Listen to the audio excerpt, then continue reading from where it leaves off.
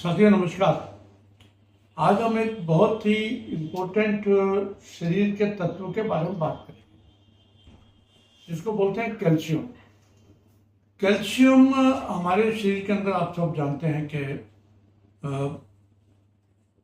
Proteins, carbohydrate, fats, उसके बाद में अगर हम मिनरल्स की बात करें तो उसके अंदर एक कैल्शियम बहुत इम्पोर्टेंट पार्ट अदा करता है।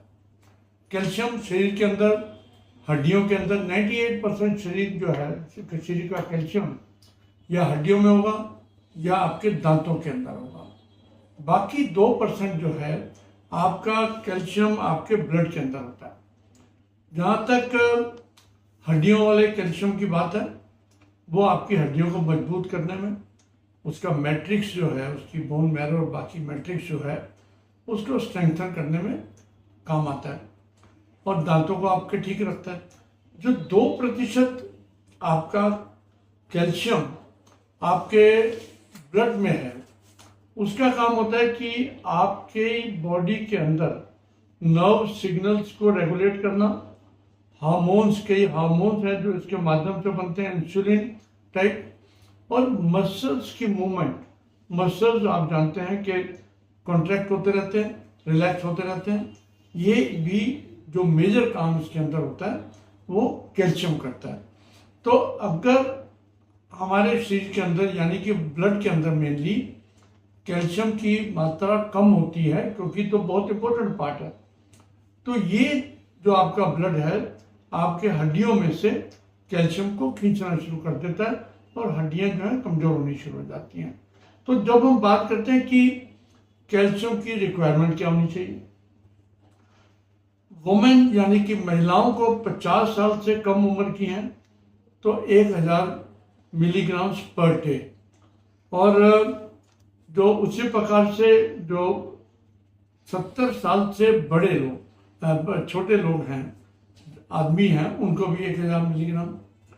लेकिन 50 साल से बड़ी महिलाएं और 70 साल से बड़े पुरुष, उनको 1200 मिलीग्राम पर डे जो है उसकी कैल्शियम की रिक्वायरमेंट है आपकी बॉडी को, आपकी हड्डियों को और आपके मसल्स को ठीक रखने के लिए।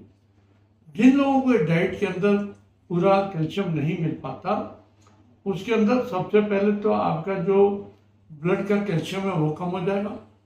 जब वो कम होना शुरू होगा तो वो आपकी हड्डियों में से खींचेगा, तो उससे ऑस्टियोपोरोसिस होता है। ऑस्टियोपोरोसिस क्या कंडीशन है? ऑस्टियोपोरोसिस आपकी हड्डियों को आप एक एक्सरे के अंदर देखेंगे या बोन मैरो टेस्ट की बोन आपकी जो स्कैनिंग होगी उसके अंदर आप देखेंगे तो बड़ी रेरिफिकेशन हो जाती है। जो बोन्स का मैट्रिक्स है, जो बोन का जो टिश्यू है, बड़ा रेयर सा दिखने लगता है। तो कई बार आपने देखा होगा कि कोई व्यक्ति 2 सीढ़ियों से गिरा तो उसकी हड्डी टूट गई और दूसरा व्यक्ति 6 से गिरेगा तब भी नहीं टूटेगी। तो ये डिफरेंस जो है आपके कैल्शियम के माध्यम से बोन्स की मजबूती जो मिली है वो उसके लिए बहुत ही आवश्यक है। और स्पेशली जब हम बात कर रहे हैं कि जो ऑस्टियोपोरोसिस है, स्पेशली महिलाओं को जो मीनोपॉज है उसके पश्चात में बहुत ज़्यादा रिस्क हो जाता है। तो आप देखेंगे कि 45-50 साल की महिलाओं की हड्डियां ज़्यादा कमज़ोर हो जाती हैं और उनके टूटने की संभावना भी ज़्यादा बनी रहती है।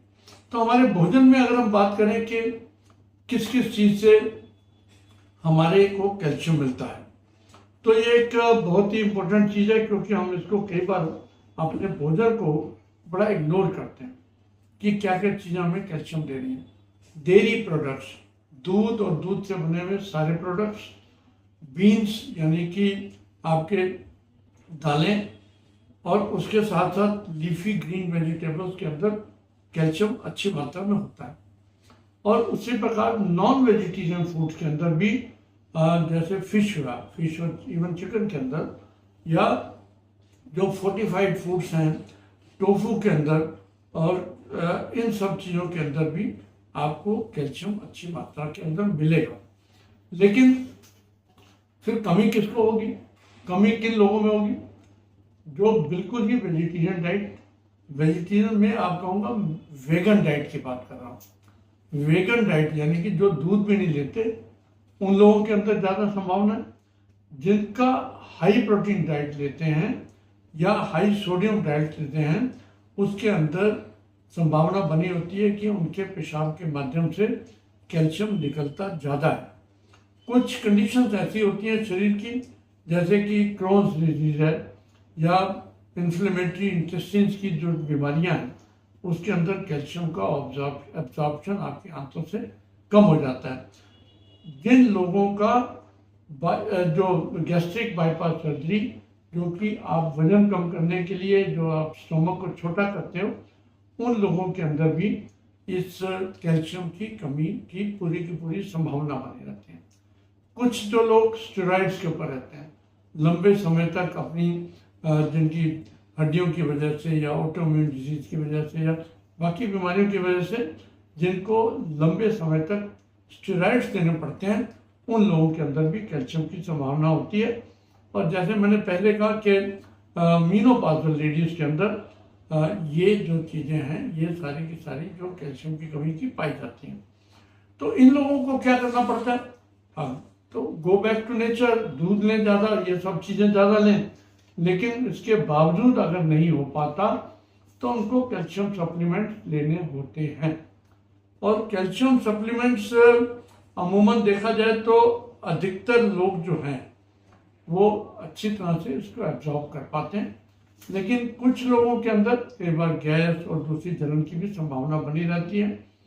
और उसमें भी एक वर्ड ऑफ कॉशन है कि कई लोग कहते हैं कि इसकी वजह से ज़्यादा कैल्शियम लेने से जो आपकी रीनल स्टोन्स हैं, किडनी के स्टोन्स हैं, उनके बनने की संभावना बनी रहती है।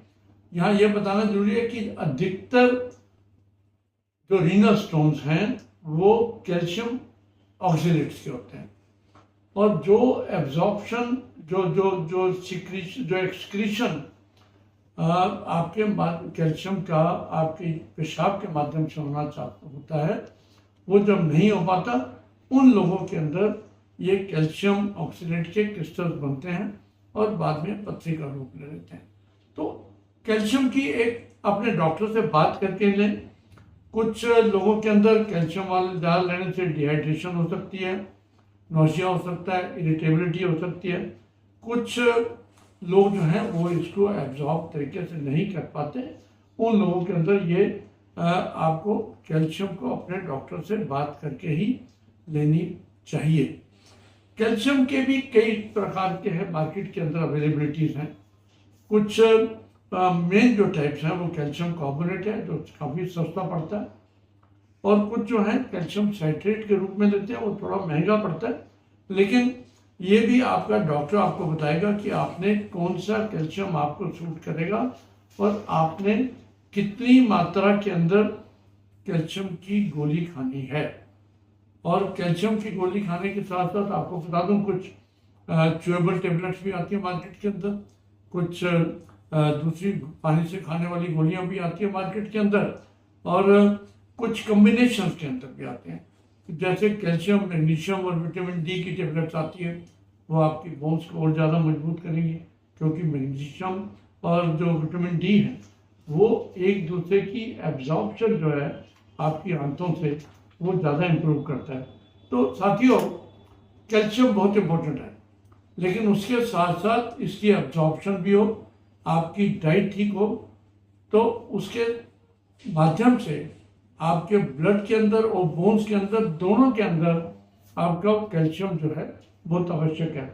एक वर्ड ऑफ क्वेश्चन और है, कुछ लेबोरेटरी जब हम ब्लड टेस्ट कराते हैं तो आपकी जो ब्लड के अंदर कैल्शियम की मात्रा देते हैं, कैल्शियम की जो ब्लड की मात्रा है उसका और जो आपकी हड्डियों के अंदर कैल्शियम है उसमें बहुत विरोधाभास भी हो सकता है, क्योंकि आपके ब्लड के अंदर जो कैल्शियम, मैंने जैसे पहले कहा, उसको भरपाई करने के लिए हड्डियों से कैल्शियम खींच लिया जाता है, तो हड्डियों में कम हो जाता है।